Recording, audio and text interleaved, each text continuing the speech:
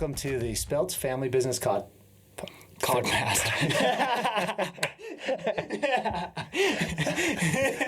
Welcome in. to our Thanks for tuning in. podcast studio. Yeah. I'm Ryan. I'm Koby. And we're your hosts. We talk family, we talk business, and all the things that we got going on. So we're a father-son duo. We have a business together. I also have other businesses that I've done. And then Koby works another job as well and stays really busy right now. And so we're just going to talk life and what's happening right now and what we're doing and what's happening and how we're handling it. Because sometimes it's better than others. Yeah, for sure. Yeah, it's been kind of overwhelming, I think, for you for like the last freaking 7 years. Well, not quite 7 years, but the last two have been a little tough. Yeah, for sure. But I mean, I don't know anybody that grinds like you guys. Like, I always thought I had like a good work-life balance when I was just doing one thing, just doing RoofMax. RoofMax is nice because it ebbs and flows. So you've got like, I've got tons of time to like go play golf or go be an idiot, do whatever I want to do. And then I decided to fill all that extra time, and it's been crazy, but it's been good. Like I enjoy working hard. I know it's hard in the moment for sure, but it's been a good thing. It's been a learning process for me too. Like I've had to learn a lot of new things, and it's been super good. But you guys have been crazy busy for the last 2 years. I hope that doesn't turn into my life. We'll see. I agree. Well, if the first 2 years of Connection were tough, and we worked really hard and didn't make any money, like just peanuts. I was always working a second job. I was doing the reason it felt so much like I was grinding is because I always had a second job. Yeah. Year 3, I still had a second job, but Connection actually made some money. And then year 4 and year 5, 5.5, we made money. Yeah. And we had an income, we had a salary, we got paid, and I actually had some free time. I wasn't even in sales anymore. I was just helping service my old clients, and then my salespeople were out selling, and we were growing. It was great. Now compare that to now, and with all the changes that have happened and the pivots we've made, our team is totally different. We don't even have a sales team. I'm the only salesperson in the company right now. Well, not the only one, but I have some new people that are trying to get started, but I'm basically servicing everybody.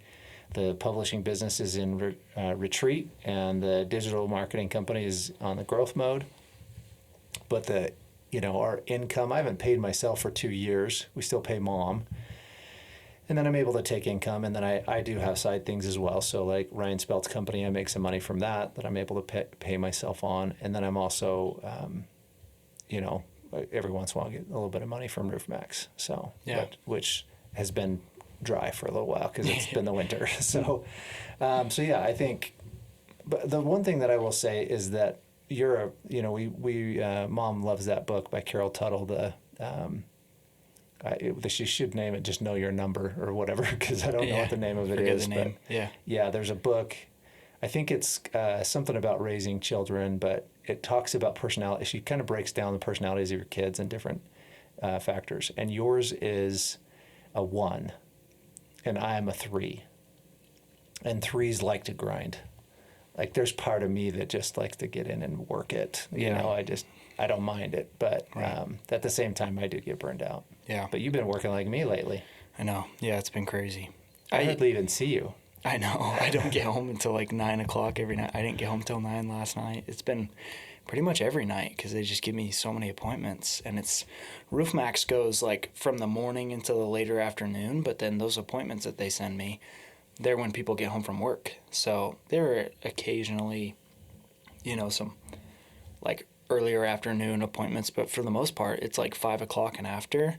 And some of those appointments, they just go super long. Like the one I had last night, I was there for 2 hours, just getting everything set up and ready to go. But and they're not just one-time appointments. If they're doing a solar system, you have to come back, right? Yep, you have to do a full second appointment to like go over the whole system because it has to be designed. It's a 2-step process, at least for the full system. Some of if they have existing solar, I can add on to their solar. I can do all that in the same day, but for the most part, it's 2-step.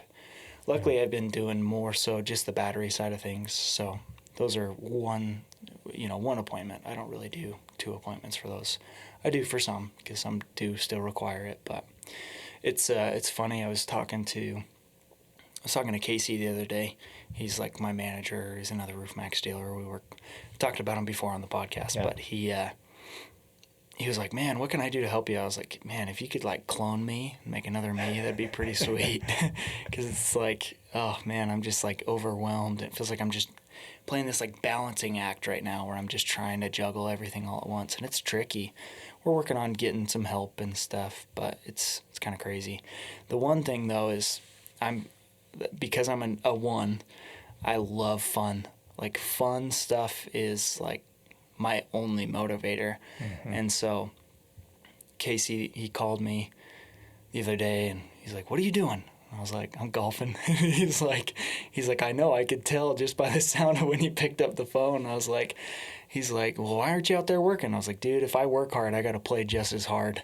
And I've been golfing 3 times this week, but I just do it in between my appointments when I can. And even if it'll kill me to have fun, like even if I'm at my wit's end, I will do it anyways. Well, it actually kind of saves you, I think. I've seen it in your demeanor change, like that like release. Mm-hmm. It's really important to you. I have to have it. Yeah. It's important to me too, actually, surprisingly. Sure. Not maybe at the level it is for you, but it's definitely there where if I don't go take breaks, it's one of the reasons I actually really have fallen in love with disc golf. I've always loved Frisbee anyway, and so it's always been a thing for me. But disc golf is quick. It's painless. Like I can go I try not to in my nice clothes because you can get caught on a bush or something and snag something. But I really could to certain courses. They're in parks. Yeah. Unless it's wet and I'm wearing suede or something. Like I don't, but I keep shoes in my car just in case, you know. And so I think that's really, like for me, that's perfect because it's outdoors. I can get some sun time. I can get a walk in, Golf's a little bit bigger commitment, and I do love golfing too. When I was at Living Scriptures, we golfed a lot. Mm-hmm. Shane loved to golf, and so we would golf all the time. I really also like just hiking. I think working out with Will in the mornings has been a game changer for me. It's saved me, really, because that physicality, and he pushes us. And it's interesting because as we've gotten in more shape, he's pushing us way harder. Yeah. Like crazy stuff. And there's no breaks. And I'm like, dude, I can't even freaking breathe. And he's like, let's go. Got 10 seconds. 10 seconds to get to the next station. And you're like, awesome. Suck. He's so good at it too. He's a really good personal trainer. And he's not mean. No. Like I've been with personal trainers that are like, get off here, Yeah. Get really trying to motivate you by yelling at you. Yeah. That's not his style. Right. He's like, 10 seconds. Yeah. Okay, go. Yeah. You're like, crap, no, dang it. But I think that helps a lot too. But the release is important, and I think your brain likes it better when you do it. Yeah. Even if I'm going full bore, like I'll find time to put stuff in. It's interesting because, again, like Casey, for example, there are a lot of people that I've noticed are super money motivated. Yeah. And money doesn't motivate me. Yeah. Obviously, it's a nice byproduct of working hard. You want to have it. You want to have money, for sure. But it's not the primary. But for me, motivator. It's like, I don't even think about that when I'm working. Like, it's not, I think about it a little bit because I got to pay the bills and stuff. But, like, going out and working 12-hour days every single day for the past 3 weeks, not a single bit of that has been like, oh, I got to go make money. I got to go do this. It's been like, oh, if I work this hard and I make a little bit of extra money, then I can play really hard. Yeah. I can go do the fun stuff that I want to do. And like golf has been my obsession for the past like year probably. And it's like the only motivator I have is like, come on, dude, like you go work hard, you go get your stuff done, you can go golfing. Yeah. And that's just kind of how my brain works. It's kind of weird. It's interesting because Shane was very similar to that. Yeah.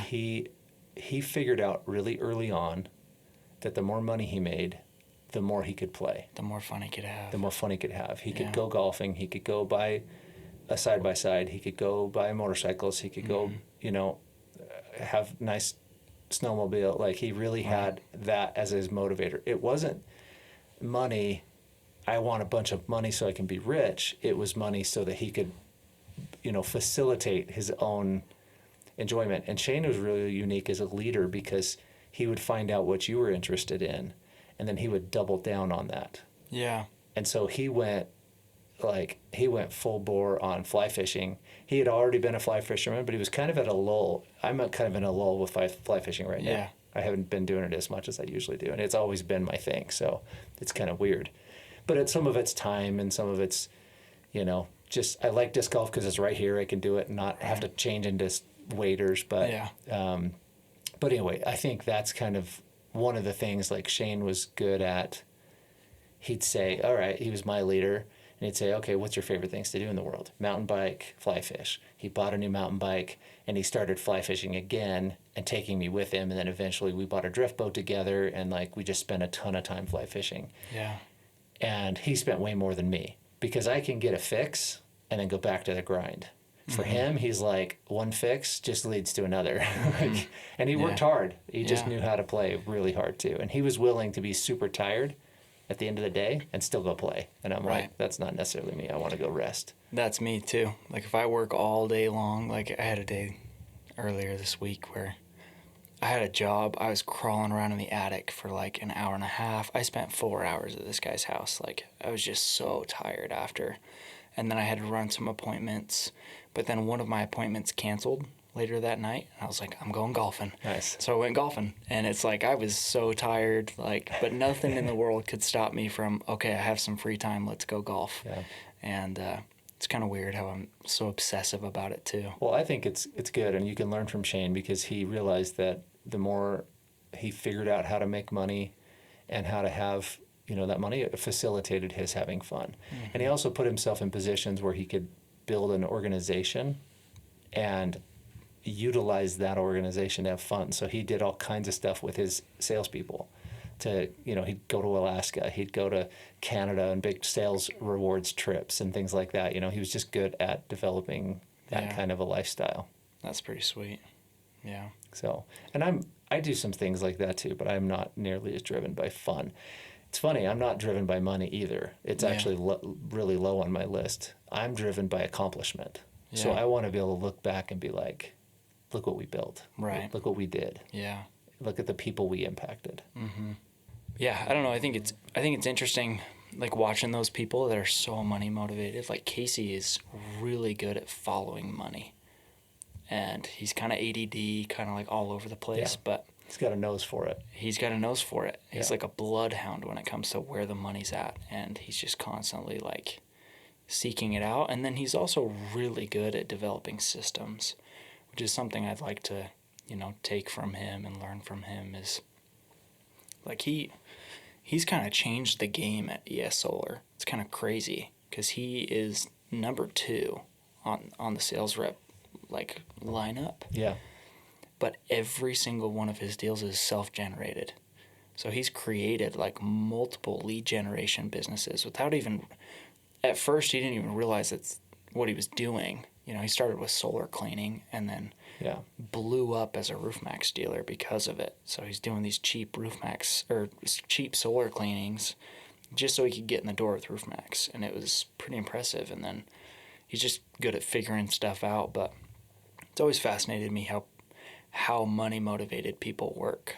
That's what they're after. They think, how do I maximize my income? Mm-hmm. This is a good opportunity for that. Right. And I think in a lot of ways they probably find success a little easier because they don't get emotional about what it is. Mm-hmm. I mean, even if they have integrity and they're like, I'm not going to do something that's illegal or bad for people, they're still not emotional. I'm emotional about stuff. Yeah. Because I'm like, it has to be impactful to the world. It has to be bigger than me. Right. You can argue whether they're right or I'm right. Right, yeah. They certainly probably make more money than I do because I'm chasing some, ideological thing that I think is important, and that's... For sure. I don't know. No, I like that line of thinking, though, trying to create something bigger than yourself. It was interesting when I first started with ES, I kind of had this weird, in between where I was like, and I'm not, we're still doing RoofMax, but it's become slower, and so I've had to fill my time with something else. But I think it's Plus interesting. You can't do RoofMax in the winter. Yeah, for sure. And it's been I don't know, it's been weird, like letting go of that little piece where I was so emotionally tied to Roof Max and how hard I've worked on building it. But I don't know, it's kind of an interesting little mindset. So where are you at thing. now on it? I've just realized that like I can do more than one thing, and especially with Roof Max, like where it gets so slow, like I have more than enough time to do both, and it's not necessarily that it takes away from what I'm already doing. If anything, it just adds to it. And I don't know, my mindset has changed a lot. Like I've realized how good of a company ES Solar is. Like they really take care of their customers. I've hated the solar industry for so long. Me too. Like when I was knocking doors out in Alabama, I had probably a solar rep every week that I'd run into that's, out knocking doors just like I was. And Yep. they'd see that I was doing well in pest control, and they're like, oh, you got to come over here. You make so much more money. And I just always felt like it was like taking advantage of people. But historically, that's not how solar companies have been. Like they just took advantage. Obviously, you can't control every single sales rep and make sure that they're all being honest. But the way that the training happened, like I was just impressed by the way that they trained things and how they told people. I've heard them say, like, probably 4 or 5 different times in the last month and a half of working with them, they specifically tell us in the sales meetings, be honest. Tell people how it is. You will gain more sales than you will lose. And you'll lose way more sales if you're dishonest with them. And then they get up to the point where it's time for install and they hear about something, that you explained incorrectly on purpose, and then they'll cancel. Like it's not going to help you in the long run. It doesn't help anybody. It doesn't help the customer. It doesn't help you. And so, I don't know. I really like that. The vice president of sales, his name's Zach Randall, super sharp dude. He's the one that does all the trainings and stuff. And I can just tell, like, the way that he sold, he was the #1 rep at ES Solar when he came in. That's obviously why he's managing the sales, all the closers and stuff. But I can just tell, like, he was had a lot of integrity. He was super ethical with people.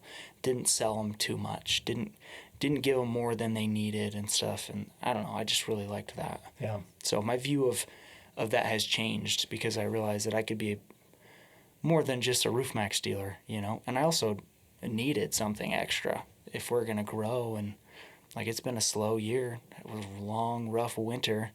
Like, if we're going to grow, we need something extra. And so it's been tough, though. Been grinding it out. Like, I was at BNI this morning talking to Joseph Ziegler, and he was just like, man, like, sounds like you're just at your wit's end. I was like, yeah, dude, I got dark circles under my eyes. I can feel them. And he's like, oh, I can see them. He's like, I can see them. They're deep. And I was like, oh, man, hopefully it doesn't show up on camera for the podcast.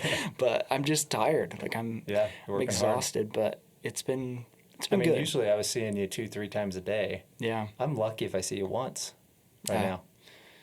It's like every 2 or 3 days I see you, not 2 or 3 times a day. Right. Yeah. So you've been grinding. Yeah. It's been crazy. And playing a lot of golf.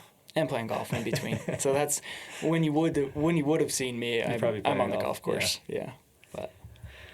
Yeah. It's funny you were talking about that. Just be honest, and that.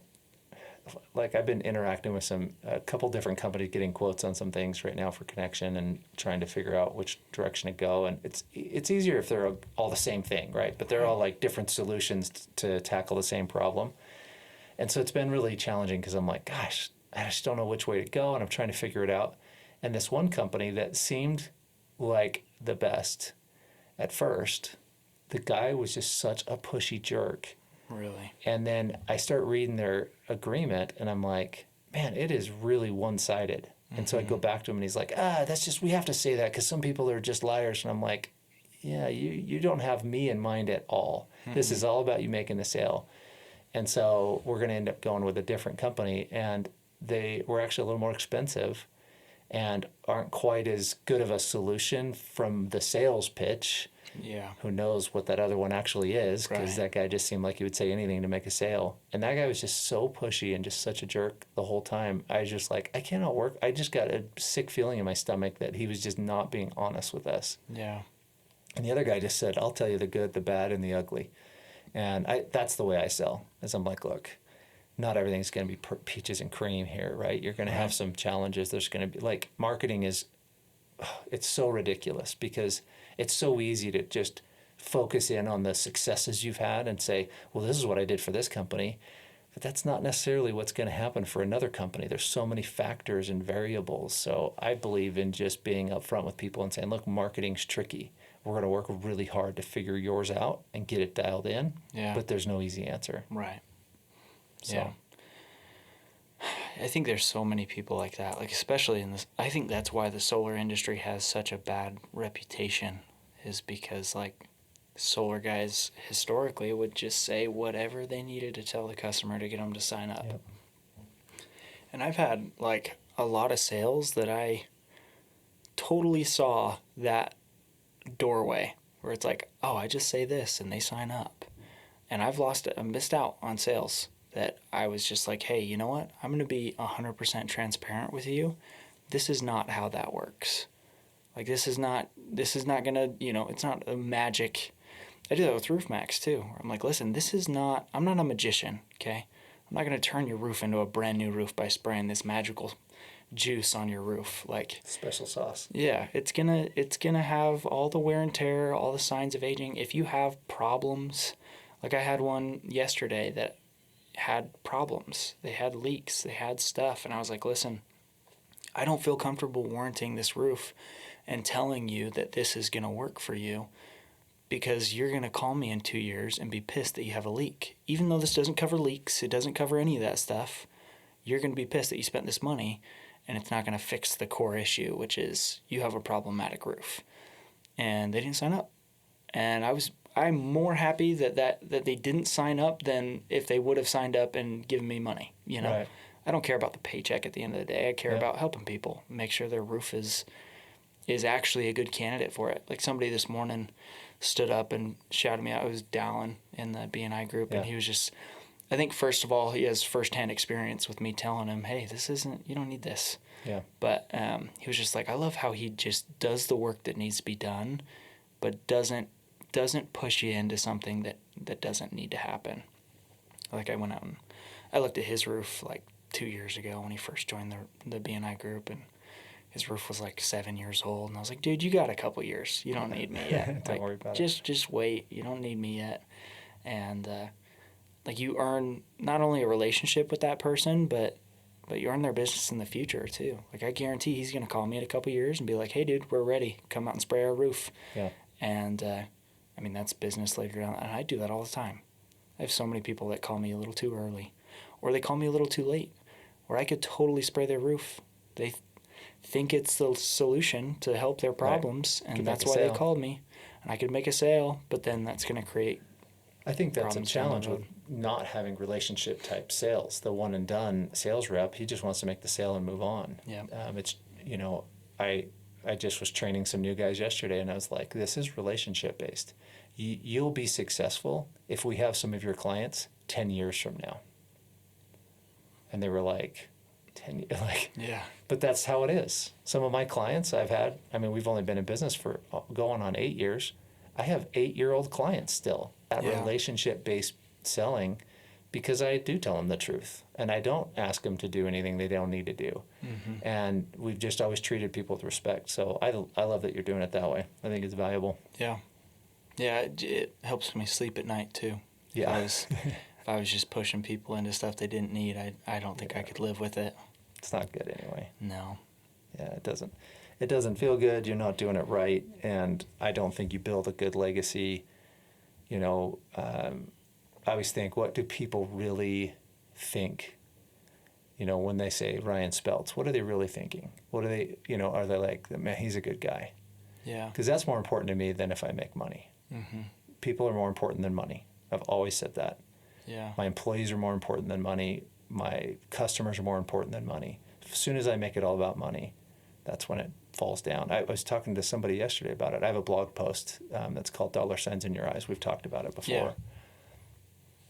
And it is so easy to feel all of a sudden like all you care about is making a commission off of me, right? From a salesperson. Yeah. And as soon as I feel that, and I think most consumers are not as savvy as I am probably, so they don't see through the fluff and the BS that guys use to get them to buy something, and the pushy tactics that you feel that pressure to do something.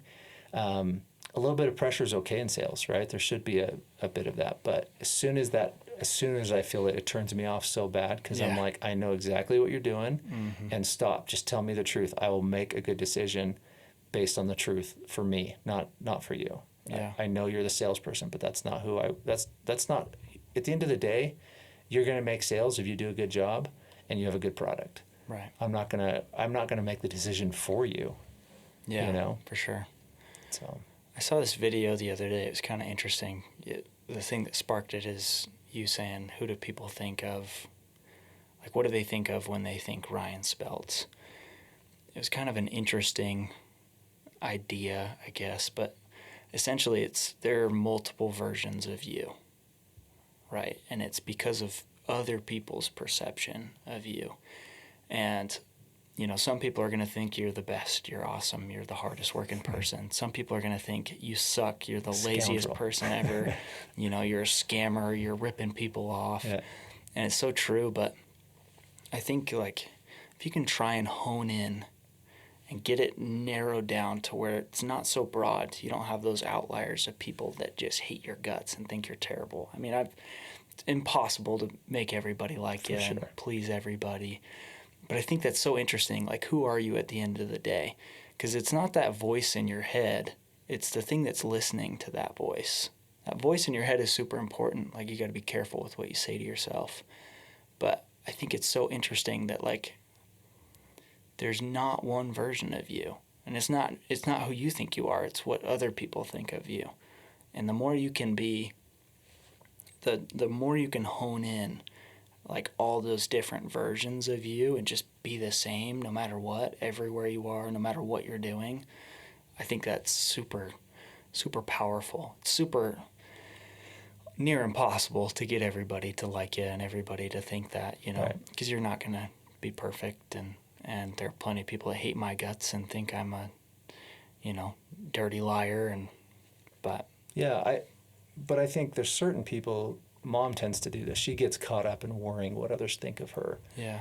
I don't think you should spend a lot of time worrying about that, other than just being who you say you're going to be. Mm-hmm. In rare instances, I've heard of times when, someone, just recently, this actually was in the news. There was a teacher, and somebody sent around this recording of him talking in a very racist manner. He was talking about the blacks in his classes and the Mexicans in his classes. It was foul. It was terrible.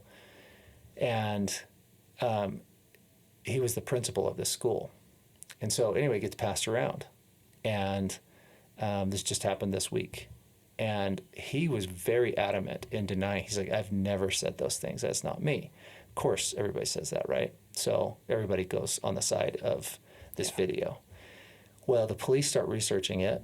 They start diving in. They try to figure out where it originally came from, because it came from somewhere, right? Yeah. Who got this recording at the first? And the person who they thought originated with received it via text anonymously. And they started it.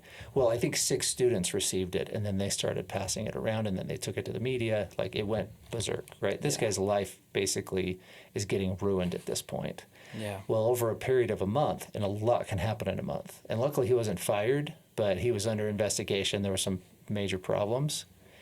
Well, he ended up they ended up figuring out that this was an AI fake, and a past employee who he had problems with had faked this thing and generated it. That's going to become a problem. No and it way. Was 100% fake. It sounded just like him. Crazy. So there's times when that could happen, right? Somebody could be sabotaged. But most of the time, the things you do and the character you have, and, he had a disagreement with this guy, he got pissed. That guy's probably not going to like him, but he didn't need to go to that extreme. But there's going to be people who don't like you. But we talk about this, Mom and I, all the time, because she gets so worried, they don't like me, or they think I'm this, or they think I'm that. And I'm like, I don't really care what people think about me. But I do. I care about what I think about me, which is how I treat other people. Yeah. there's another thing that happens though, and I taught you this as a kid, and you may remember this. Everybody's out there in the world thinking inward. Like they're focused in their own brain, in their own heart, right? So this guy that created this fake thing and almost ruined this guy's life, that guy was so inwardly focused on himself and his insecurities and the way he was wronged, that he went to such extremes that he's a criminal now. He'll go to jail. But he was so internally focused instead of turning it and focusing it outward. If you can do that in your life, if you can take that focus from what do people think about me, what do people want from me, what do I, how am I perceived, and spending all your time in there, and you open it up and you start doing this and you look out, all of a sudden you'll see, I can help them. Oh, that's someone who I could benefit by helping them with knowledge or helping them with their business or, extending outreaching. I met with a business owner this week. We have a magazine that's closing that she was in. Local business owner, Sand and Swirl. It's a really cool business, homegrown here in Weber County. And Rebecca is her and her husband built it. It's freaking awesome. They're super cool people, very supportive. And I was like, well, we have some other options. You could look at doing some digital marketing, and we could, use some of the budget that you had going towards that magazine if you want to do some other things. And she was like, well, I'm open to that. But she's like, I work with Jason Hadley, who, he's the Masterpiece Images guy. And she's like, yeah, he's doing our social media and our Google stuff. And she's like, but I am still willing to look at some other options that we had. And I was like, okay, cool. I'll talk to Jason then and see what's happening, because I'm not going to steal from a friend, right? And so I'm not even going to go after that. But she said, I really like supporting local people, and I like spreading it around a little bit. Mm-hmm. And I've seen that in several people. Christy Pack does that same thing, right? She spreads it around. She deals with quite a few people and helps them with their businesses. So I think as we look around, like those are people who've stopped focusing inward, what could benefit me, and they're like, well, I'll do some digital marketing over here, and I'll be in the magazine over there, and I'll do some things over here, and they're helping and blessing the lives of multiple local people here who they do business with. I think that's pretty neat. Yeah, that's pretty cool. Christy is really good at that. She likes to spread it around. I think Steve Rich is too. Yeah, Steve Rich. He spreads it around. Yeah, they're awesome. Yeah, that whole BNI group, they're all really good at that. That's the cool thing about like Givers Gain and BNI is it's a real thing. Like it's crazy how like recently I've gotten a little bit better at giving out referrals and stuff, and it's like instantly I give somebody a referral, they send me one. It's like they're just, now I'm top of mind. Now they're thinking, oh, he helped me, like I want to help him, That's cool. It's kind of interesting. So yeah, it's been a good topic. I'm proud of you. Keep grinding. Thanks. It's hard. Proud of you too, man. It's crazy. You guys have been going at it for a long time, but it's part of the grind. I've had some wins lately. We've had some crazy things where I'm like, man, just feel like some things are crumbling around me, but at the same time, I really feel like we're being guided. I feel like it's time for things to change, and I was really resistant to that change. We built something. I didn't want it to change, I wanted it to be the same, but life doesn't stay the same. And there's been some things that have happened recently that I was just like, all right, I'm going to take the message that it's time to focus your efforts in a different direction or a different way even. I felt for a while like our content needed to change in the magazines, and I felt for a while that our focus needed to change to, do some unique things from a marketing standpoint. So it's our opportunity to do that now, because it definitely has changed with closing a couple magazines and becoming a different style company. Yeah, it's tough too, because it's something you've worked so hard on building. It's hard to change your ways, but I think it'll be a good thing in the long run. Yeah, I hope so. Man, it feels weird in the moment though when you're grinding it out and not really reaping the reward, know. The good thing is our clients have been really supportive. They've been like, oh, a lot of them have moved their ads to different magazines, done different things that way because it's, they like what we do. And so that's been great. But not all of them, but a lot of them have. So I've been grateful for that. That's the thing though, when you take care of people, they want to make sure you're taken care of too. It's true. So. Well, cool. Well, good conversation today. That was a good one. Thanks for tuning in to the Speltz Family Business Podcast.